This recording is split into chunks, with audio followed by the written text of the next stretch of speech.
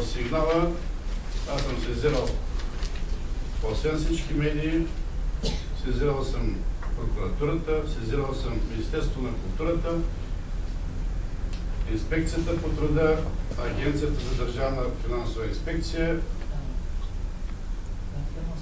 по отношение на това, че в театрално-музикален продуцентски център в Варна директорката на име Даниела Димова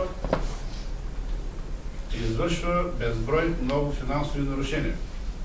Аз съм главният счетоводител, 22 години съм бил финансов ревизор, много добре ги виждам нещата и тъй като повече не можех да оставя нещата така, без да се наяви, аз подадох сигнала за редица финансови нарушения с намерение някой от посочените контролни институции да си свърши до край работата и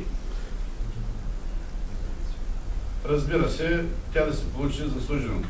Но, уви, моята сага продължава още.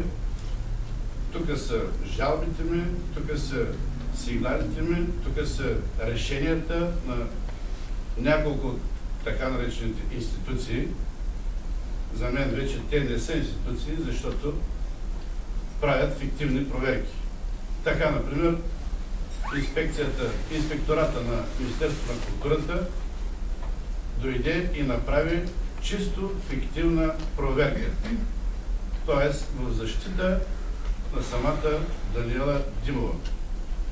По време на проверката сезирах господина инспектор Тодоров, мисля, че се казваше, че по време на неговата проверка тя фалшифицира документи и пусна заповед, която заповед е измислена и незаконна за това, че тя е получавала премии, бонуси, тъй като аз лично съм ги начислил и тя ги е получила за ноември, декември 2011 година и за януари 2012.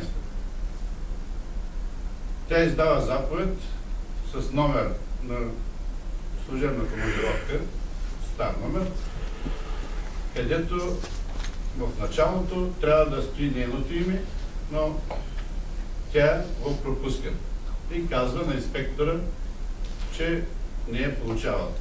Това лесно може да се провери, разбира се, който може да го провери, тъй като има фишове за получаване на работна заплата, има ведомости, които специализиран орган може да ги провери. Това е само едно от фалшивите творения. Мога да ви заявя, че дойде и проверка, извърши се проверка, в кавички казвам, от Инспекцията по труда, но тази проверка не открива нарушение по две причини. Първо, на господин Иван Иванов, директора на тази дирекция, му беше заповядано да се проведе проверката повърхностно. Второ, тази инспекция, мога да ви кажа, че за един нерегистриран трудов договор, например, съставя актове от по 2000 лева, а аз съм им предоставил справка за 15 такива трудови договора, които са кръстени като граждански договори и не са регистрирани като трудови договори. Въобще проверката не извърши това, което трябваше.